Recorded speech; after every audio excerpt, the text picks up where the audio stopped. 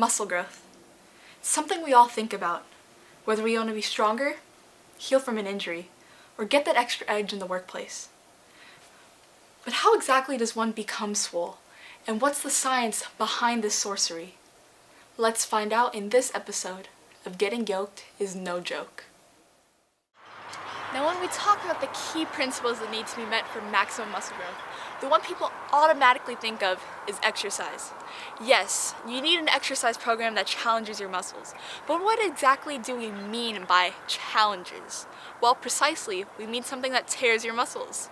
Microscopically, of course, but yes, in actuality, muscle growth does depend on a tear and repair cycle. Muscles are comprised of several fiber-like strands, and within these are fascicles, muscle fibers, and myofibrils.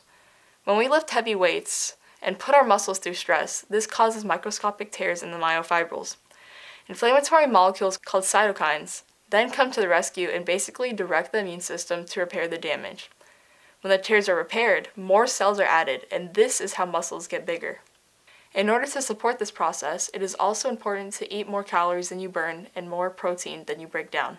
I'm sure if you're American, you've grown up hearing you have to burn more calories than you eat, but that only works if you want to lose weight, and not if you want to gain muscle. Thomas. However, there's some factors you can't really control, like genetics. Myostatin, for example, is a protein or chemical that regulates how big a muscle can become. So no matter how much someone lifts or how much they work out, their muscles will eventually stop growing once they reach their limit.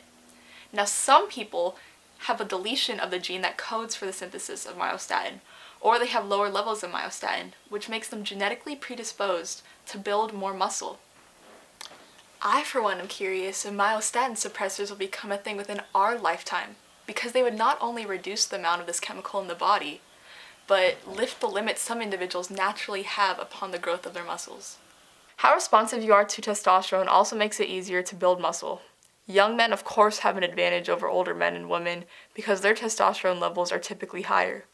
But the number of androgen receptors someone has is just as important. A person with more androgen receptors allows testosterone to work more effectively, and this ultimately increases the rate at which muscle protein is laid down. Crazy how something as simple as 19 carbons, 28 hydrogens, and 2 oxygen atoms can do that much to influence muscle growth, right? Now that we know what it takes to grow muscle and how it works, I think it's always important to reflect on how we as humans are impacted by this process. And so I was lucky enough to have met up with a local muscle grower in the Cleveland high school community to hear his story. I guess weightlifting has been kind of like a lifestyle, right? So think like veganism, where I mainly just change up my entire life based on working out. I mean, weightlifting has been my life. So, I mean, ever since I was 5. And, I mean, it's kind of a funny story, but when my teacher would hand me my homework, which would be a one sheet paper, I couldn't even bring it back to my backpack because when I would take it into my hands, I would almost collapse and fall. My life is a lot easier now where I can lift every grocery bag my mom buys.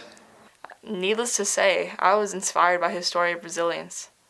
But with all of his success, I wanted to know what, if any, are the negative impacts of weightlifting specifically for him. I would say the main negative, and really the only negative, is that I really just get too big, right? People are like, most times during like first impressions, are too scared to talk to me.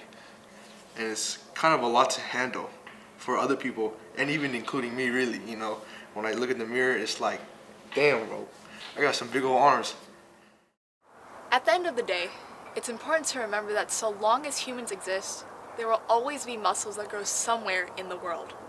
And it's important to take care of yours.